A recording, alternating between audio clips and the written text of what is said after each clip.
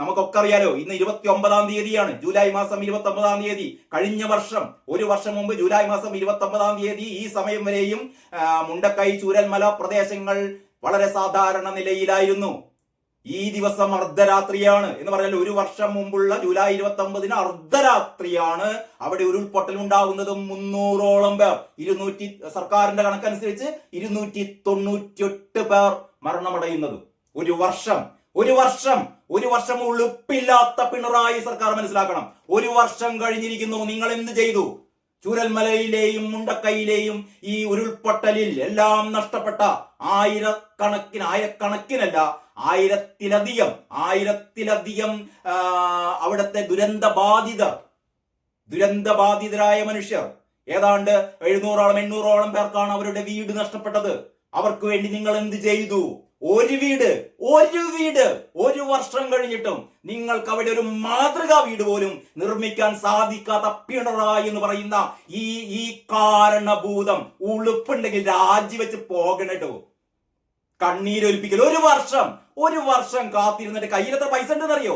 700, ഇന്ന് ഏറ്റവും പുതിയ കണക്കുണ്ട്, ഏതോ പത്രത്തിൽ ഞാൻ കാണിക്കാം.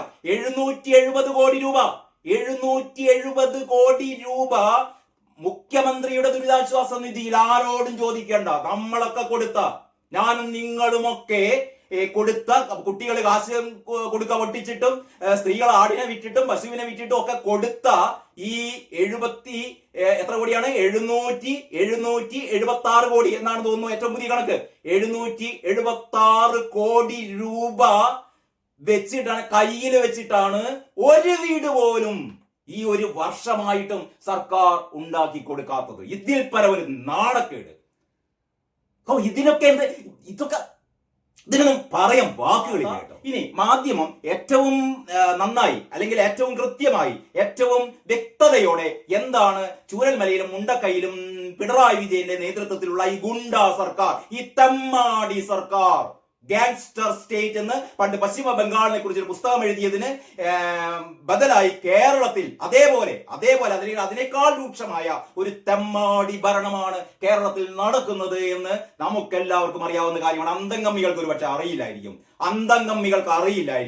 അന്തംഗമ്മികളുടെ ചെരുപ്പ് നക്കുന്ന VD സതീശനെ പോലുള്ള കോൺഗ്രസുകാർക്ക് ഇതൊന്നും അറിയില്ലായിരിക്കും. പക്ഷേ ഇവിടുത്തെ മാനവികത മനസ്സിൽ സൂക്ഷിക്കുന്ന, ജനാധിപത്യ ബോധമുള്ള ഇവിടുത്തെ ഓരോ മലയാളിക്കും അറിയാം എന്താണ് യഥാർത്ഥത്തിൽ സംഭവിക്കുന്നതെന്ന്.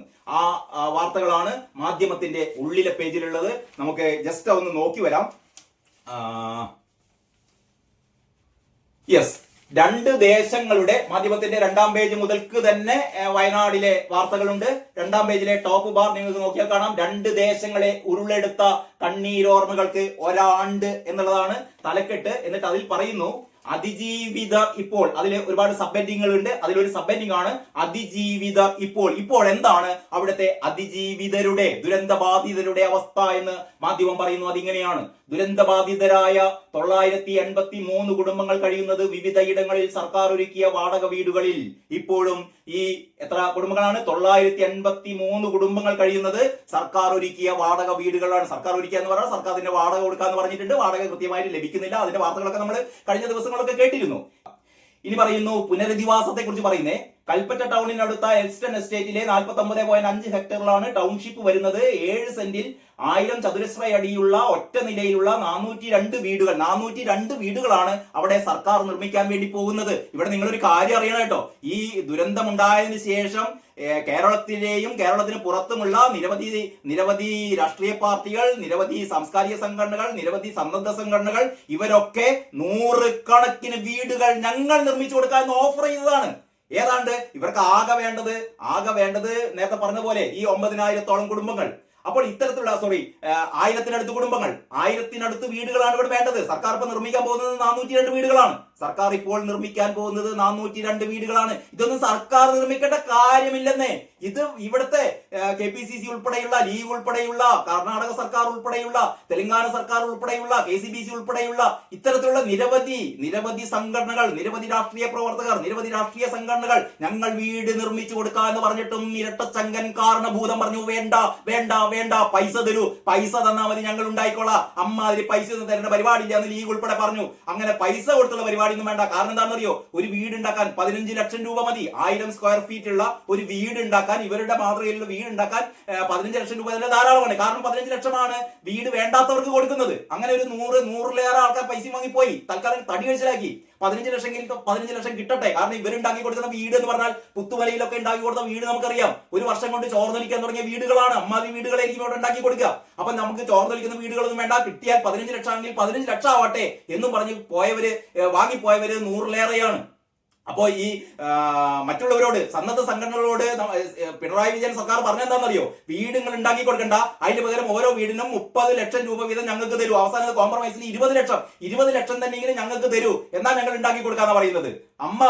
അമ്മാതിരി എന്താ പറയാ, ഡയലോഗ് ഒന്നും വേണ്ട എന്നുള്ള രീതിയിലാണ് ഈ പറയുന്ന ആൾക്കാർ. അല്ലെങ്കിൽ ഇവരുടെ കൃത്യമായ ഇവരുടെ ഒരു ആലോചനാ യോഗമോ ഇവരുടെ ചർച്ചകളോ ഒന്നും ഇതുവരെ, ഏതോ ഒറ്റ പ്രാവശ്യം മാത്രമാണ് ഒരു മീറ്റിംഗ് വിളിച്ചത്. വലിയ മുന്നറിയിപ്പൊന്നും നൽകാതെ ഒരൊറ്റ പ്രാവശ്യമാണ് ഒരു മീറ്റിംഗ്, ഒരു പേരിനെങ്കിലും വിളിച്ചത്. അതിനുശേഷം ഈ ഓഫർ ചെയ്ത ആൾക്കാരെ തിരിഞ്ഞു നോക്കിയിട്ടില്ല.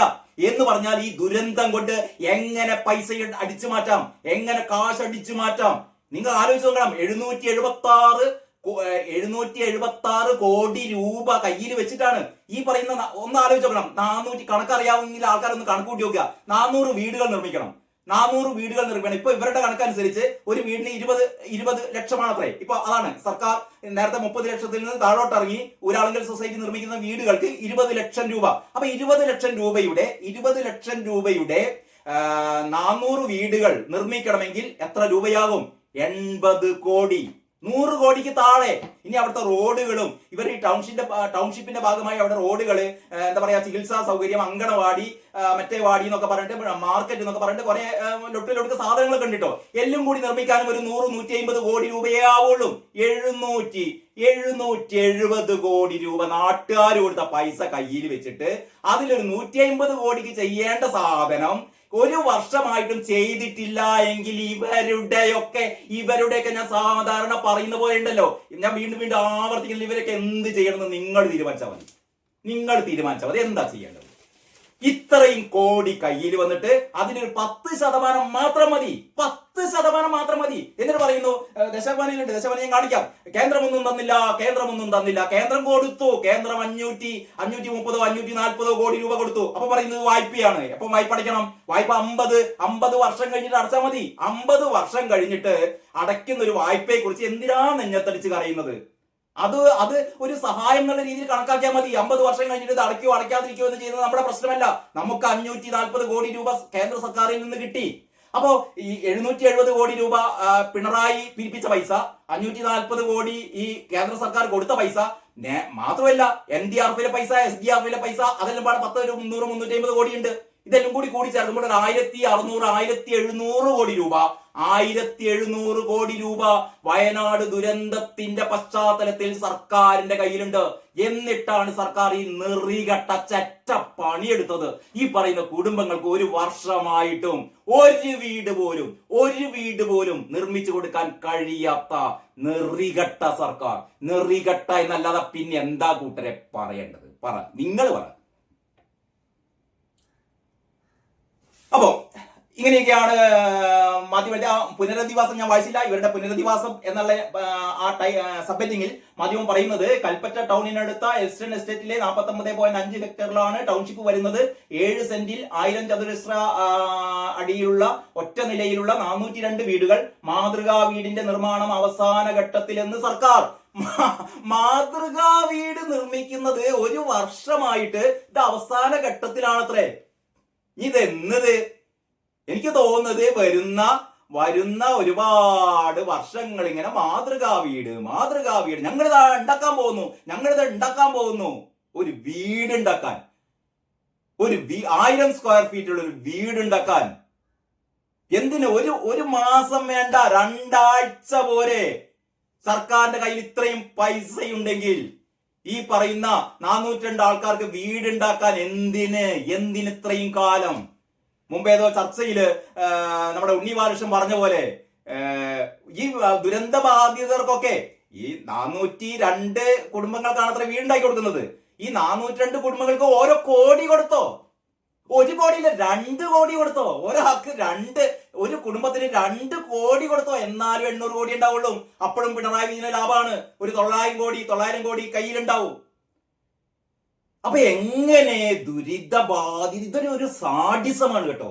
എന്ന് പറഞ്ഞാൽ കൊല്ലുക, സ്കൂളിൽ പറഞ്ഞയക്കുന്ന കുട്ടികളെ പാമ്പിനെ കൊണ്ട് കടിപ്പിച്ച് കൊല്ലുക, ഷോക്കടിപ്പിച്ച് കൊല്ലുക, ആശുപത്രിയിൽ പോകുന്ന ആൾക്കാരെ കെട്ടിടം ഇടിപ്പിച്ച് കൊല്ലുക. ഏതാണ്ട് ഇനി 200 സ്കൂൾ കെട്ടിടങ്ങൾ ശോചനീയ അവസ്ഥയിൽ ഇടിഞ്ഞു പൊളിഞ്ഞ് വീഴാൻ പോകുന്നതാണ് പുതിയ റിപ്പോർട്ട് കേട്ടോ.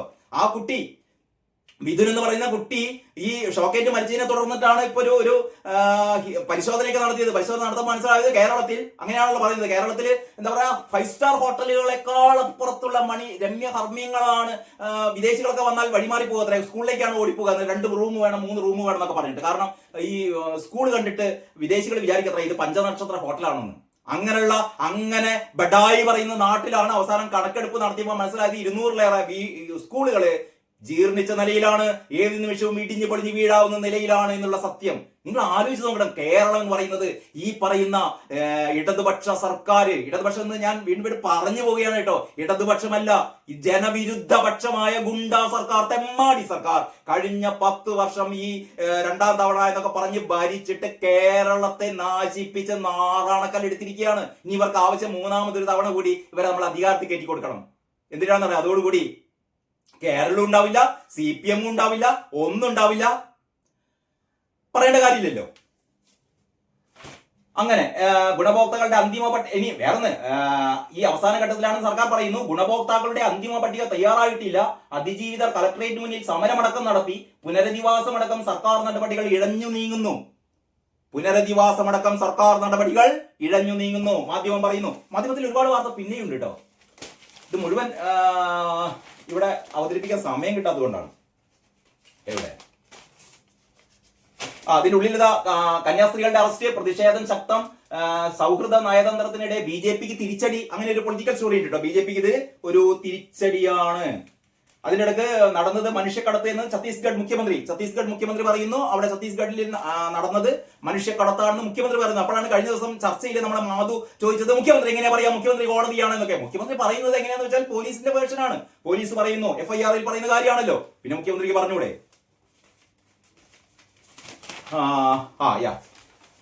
മാധ്യമത്തിന്റെ ഈ എഡിറ്റോറിയൽ പേജിൽ നിഷ്കാസിതർ ഇനി എന്ത് ചെയ്യണം, ആ പേജ്, ആ ഡബിൾ സ്പ്രെഡ് മുഴുവൻ അതാണ് കേട്ടോ. ഇഴഞ്ഞു നീങ്ങുന്ന ടൗൺഷിപ്പ് നിർമ്മാണം എന്ന് പറയുന്ന സ്റ്റോറി ഉണ്ട്.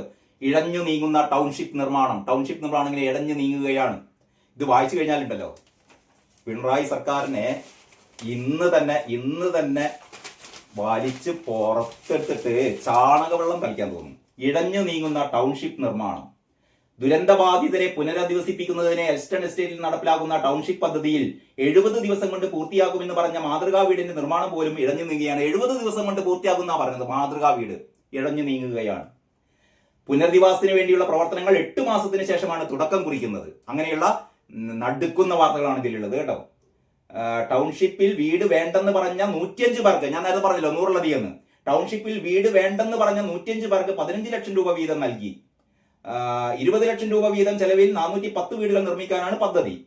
ദുരന്തമുണ്ടായി 1 വർഷം പൂർത്തിയാകുമ്പോഴും ആദ്യഘട്ടത്തിൽ പറഞ്ഞ 140 വീടുകളുടെ നിർമ്മാണമാണ് 110 തൊഴിലാളികൾ ഉപയോഗിച്ച് നടന്നുകൊണ്ടിരിക്കുന്നത്. അതായത് ഇപ്പൊ ഈ 410 വീട് വേണ്ടതില് ഇപ്പൊ ഒരു 110 വീടിന്റെ നിർമ്മാണം നടക്കുന്നുള്ളൂ. ബാക്കിയുള്ളത് തറക്കല്ല് പോലും ഇട്ടിട്ടില്ല. ആലോചിച്ച് നോക്കണം. ഇവർ കാത്തിരിക്കുന്നത് അടുത്ത നിയമസഭാ തെരഞ്ഞെടുപ്പിന്റെ മുന്നേ എന്തെങ്കിലുമൊക്കെ തട്ടിക്കൂട്ടി ഈ സംഭവമൊക്കെ ഉണ്ടാക്കി കഴിഞ്ഞിട്ട് ഇത് മുഴുവൻ പിണറായി സർക്കാരിന്റെ ഔദാര്യമാണ് എന്നും പറഞ്ഞിട്ട് വോട്ട് തട്ടാനുള്ള ശ്രമമാണ് നടക്കുന്നത്. അതാണ് വേറൊരു കാര്യം. ഇഴഞ്ഞു നീങ്ങുന്നതിന്റെ ഒരു കാര്യം അതാണ്. ഇത് അവസാനിപ്പിക്കുക, ഇതിന്റെ ഉദ്ഘാടനം എപ്പോഴായിരിക്കും അറിയോ? എന്നാണോ നിയമസഭാ തെരഞ്ഞെടുപ്പിന്റെ ഈ എന്താ പറയാ ചട്ടങ്ങളൊക്കെ നിലവിൽ വരുന്നത്, അതിന് കൃത്യം ഒരാഴ്ച മുമ്പ് മുണ്ടക്കയിലും ചൂരൽമലയിലും ഇതാ പിണറായി സർക്കാർ അവിടുത്തെ ദുരന്തബാധിതർക്ക് വേണ്ടി നമ്മൾ കൊടുത്ത പൈസയാണ്. പിണറായിന്റെ തറവാട്ടിൽ നിന്ന് 10 പൈസ കൊണ്ടുവന്നിട്ടല്ല കേട്ടോ ഇതൊന്നും ചെയ്യുന്നത്. അതുകൊണ്ട് ഇതാ 3ാം തവണയും ഞങ്ങൾക്ക് വോട്ട് തരണമെന്ന് പറയാനുള്ള ഇവരുടെ ഒരു നെറികെട്ടടവ്